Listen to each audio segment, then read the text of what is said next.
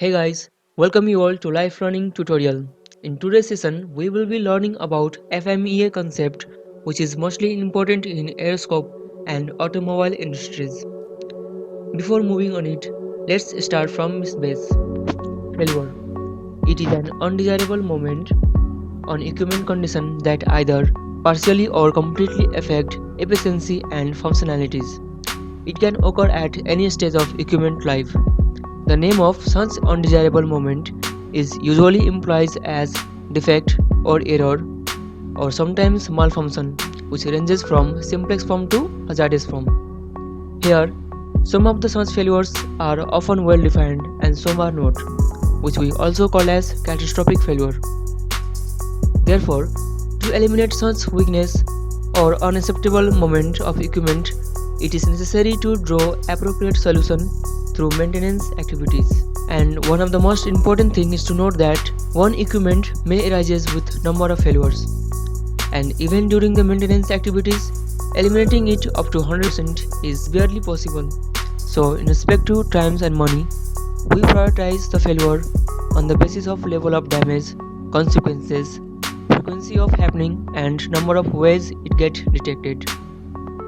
Now, after prioritizing, we implement preventive measures called as FMEA techniques to eliminate its cause and effect of failures as best as possible. So let's move in little depth of it. FMEA, it is defined as the continuous improvement or systematic techniques that identify, analyze, and draw appropriate measures to improve potential failure of any equipment or assembly. FMEA is also a first step of system reliability. Here, system reliability is the ability of equipment or process to perform as expected duration of time under proper operating condition. That is, from design stage to manufacturing stage to operating stage. The objective of implementing FMEA is to avoid failure mode with its cause and effect before it turns into undesirable condition. And this can be possible by creating live document, that is FMEA record, with the help of well-experienced and skilled employees and latest technology which hold all the risk factors of equipment, process or manufacturing.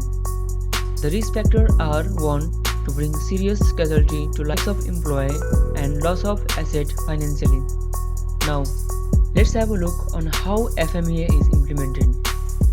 As the failures are prioritized, FMEA is used to eliminate it by assigning the numeric value ranging from highest to lowest in terms of severity, occurrence and detection. Here, depending on the degree of failure level, severity indicates how serious effect the failure can be. We can see in the chart here, if the failure level is deadly, we assign the highest value 10 to severity, as we usually lose our lives due to such failures. Similarly, when serious injury takes place without warning, then we call it as hazardous. We assign the value 9 to severity. In this, either death or unreplaceable damage may occur. Same way, we assign 8 for very high, 7 for high, and so on. Now, talking about terms occurrence, it is a number of repetition of same failures which keep occurring after a certain period of time.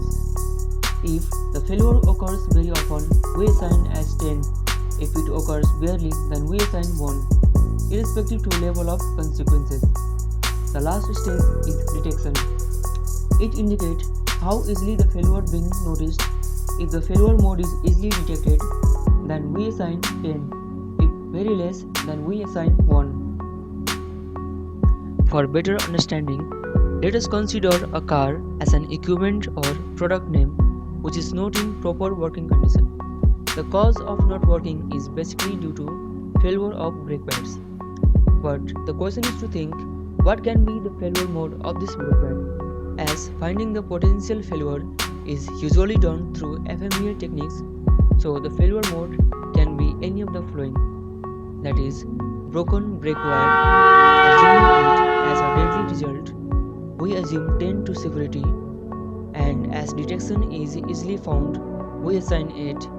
Also, this situation occurs rarely, so we assign 2.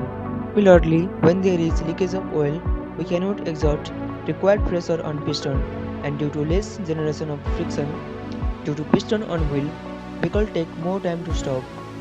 There doesn't exist any instant braking. The is as hazardous, and we assign value 9 to severity, 3 to occurrence, and 7 to detection. You can see more failure mode with the ranking here.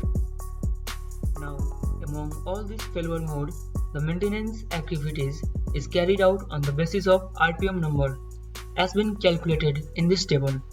Here, RPM number is the product of quantitative factor, that is severity into occurrence and detection. Higher the RPM value, more criticality the failure mode will be. So on this basis, preventive measures are implemented. Similarly, we have another example